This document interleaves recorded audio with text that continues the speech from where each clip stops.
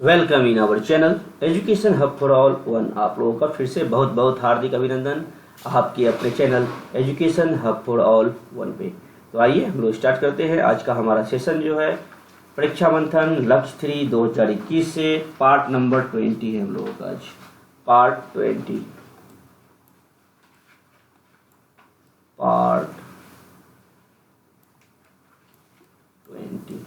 Okay, ये आपका आज पार्ट 20 है। आप इन सभी को एक साथ प्लेलिस्ट में जाके देख सकते हैं या चैनल पे भी जाके आप देख सकते हैं। चलिए हम लोग आज का जो हमारा टॉपिक है विज्ञान एवं प्रौद्योगिकी एवं अंतरिक्ष, इसके अंतर्गत आज हम लोग बहुत सारे टॉपिक को देखेंगे। ये इस विज्ञान एवं प्रौद्योगिकी का पार्ट 21 है हमारा।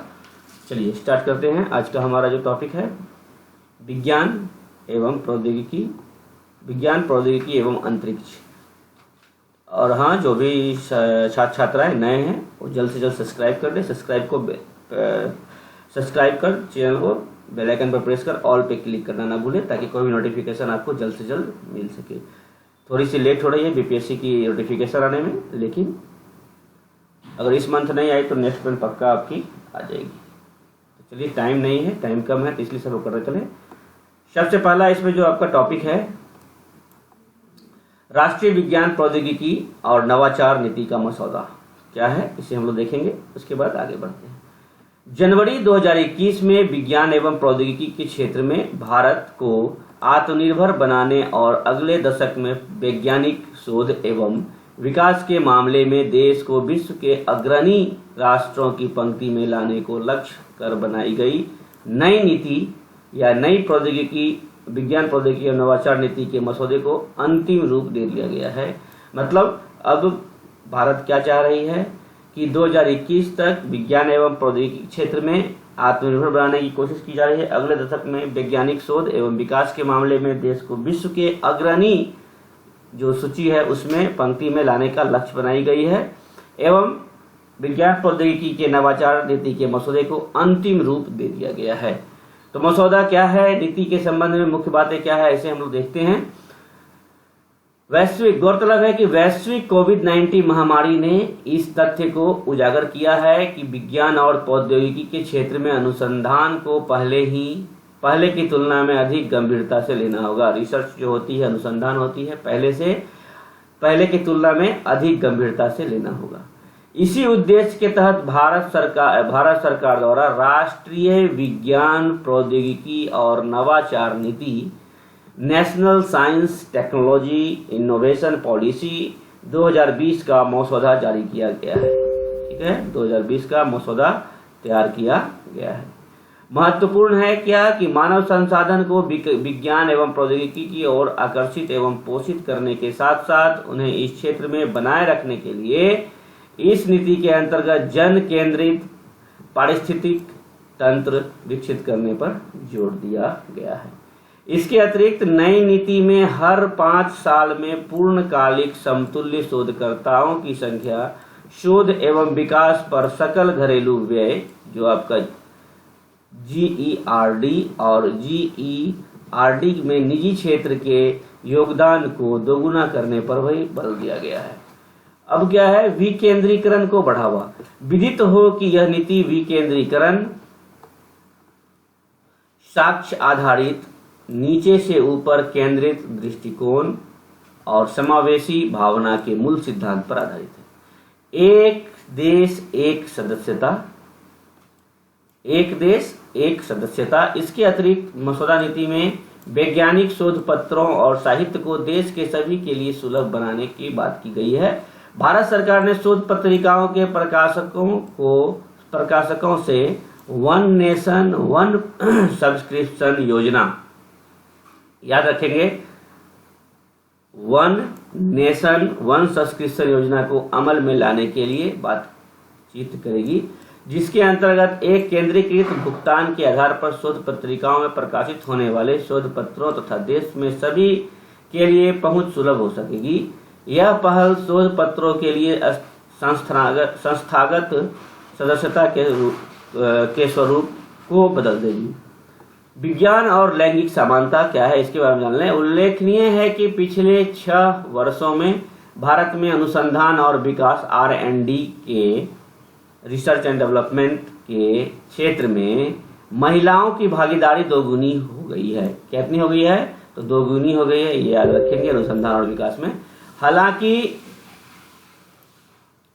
R&D में महिलाओं की कुल भागीदारी मात्र 16% ही है। कितना है? 16% ही है। ऐसे में यह नीति जैविक या भौतिक आयु की बजाय शैक्षणिक आयु अनुभव को मुख्य कारक मानकर कामकाजी महिलाओं द्वारा ली गई छुट्टियों के कारण उनके पेशेवर जीवन में आय अंतराल की चुनौती को दूर करते हुए लैंगिक समानता लाने की परिकल्पना की गई है। ठीक है।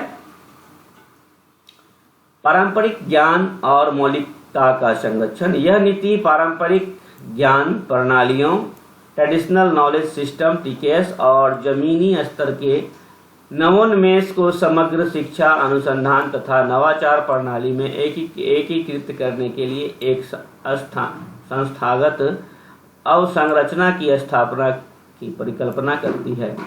क्वांटम की डिस्ट्रीब्यूशन प्रौद्योगिकी, क्वांटम की डिस्ट्रीब्यूशन, इसे हम लोग बोलते हैं QKD टेक्नोलॉजी या क्वांटम की डिस्ट्रीब्यूशन। दिसंबर 2020 में रक्षा अनुसंधान व विकास संगठन, जिसे DRDO कहते हैं, DRDO ने क्वांटम की डिस्ट्रीब्यूशन प्रौद्योगिकी QKD याद रखिएगा इस्तेमाल कर अपनी 2 प्रयोगशालाओं के बीच सफलतापूर्वक संचार स्थापित किया।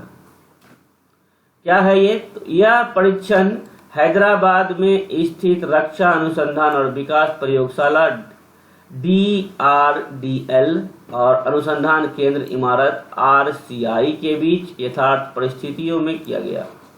इस क्वांटम संचार प्रशिक्षण में टाइम बीन क्वांटम की डिस्ट्रीब्यूशन QKD तकनीक यथार्थ परिस्थितियों में मूल्यांकन करते हुए सभी पैरामीटर पर सफलता पाया गया। क्वांटम की डिस्ट्रीब्यूशन संचार तकनीक के परीक्षण के दौरान इस संचार तकनीक में सूचनाओं की जानकारी की प्राप्ति की कोशिश कर रहे एक तीसरे पक्ष को खोज निकालने का भी सफल परीक्षण किया गया।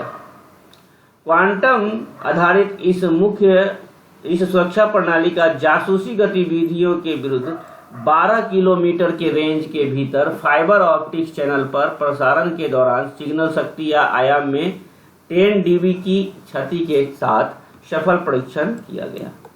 क्या है क्वांटम डिस्ट्रीब्यूशन प्रौद्योगिकी या QKD टेक्नोलॉजी? तो क्वांटम की डिस्ट्रीब्यूशन प्रौद्योगिकी एक सुरक्षित संचार विधि है। क्या है?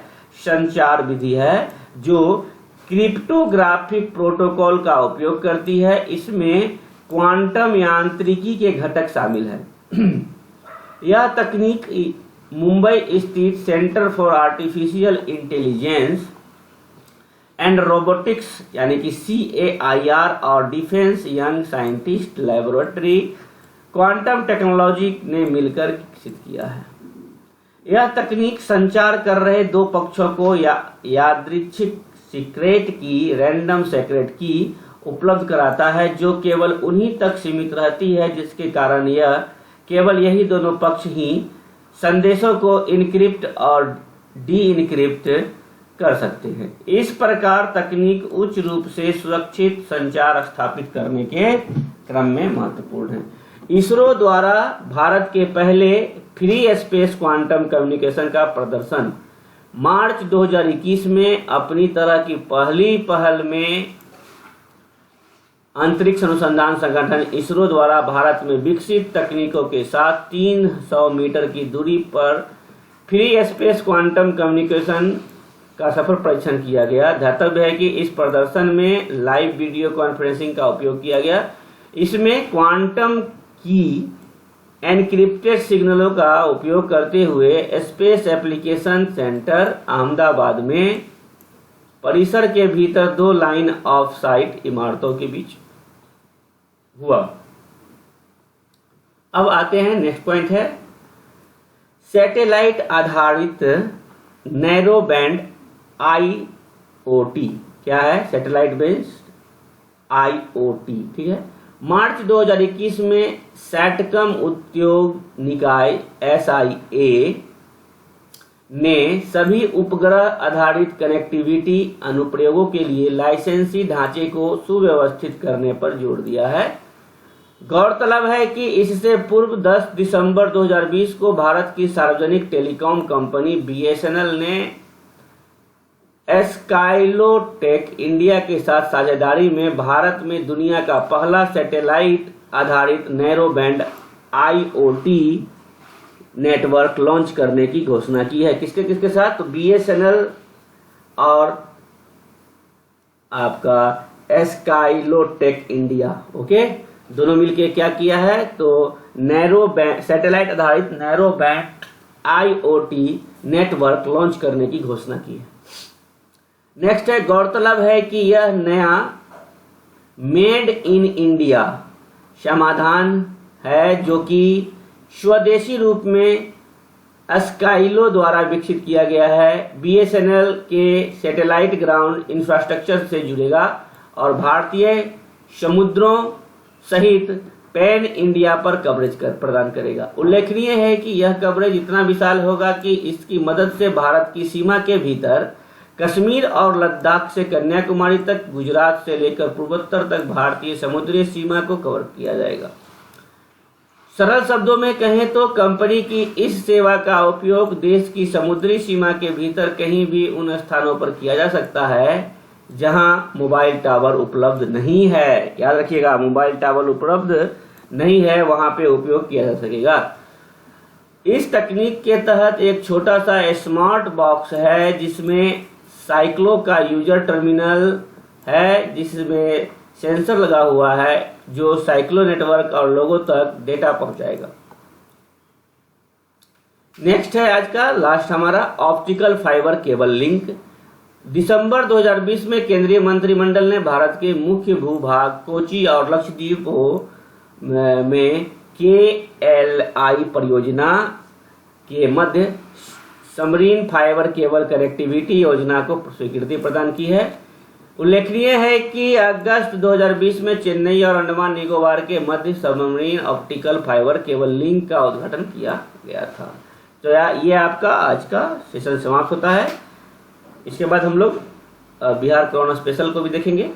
तो सबसे पहले फिर मैं बोलूँगा, जो भी छात्र छात्राएं नए हैं वो जल्द से जल्द सब्सक्राइब कर लें। सब्सक्राइब कर ऑल पे क्लिक कर बेल आइकन पर प्रेस कर ऑल पे क्लिक करें ताकि कोई नोटिफिकेशन आपको जल्द से जल्द मिल सके। अगर वीडियो अच्छा लगे तो लाइक जरूर करें, शेयर करें ज़्यादा से ज़्यादा, और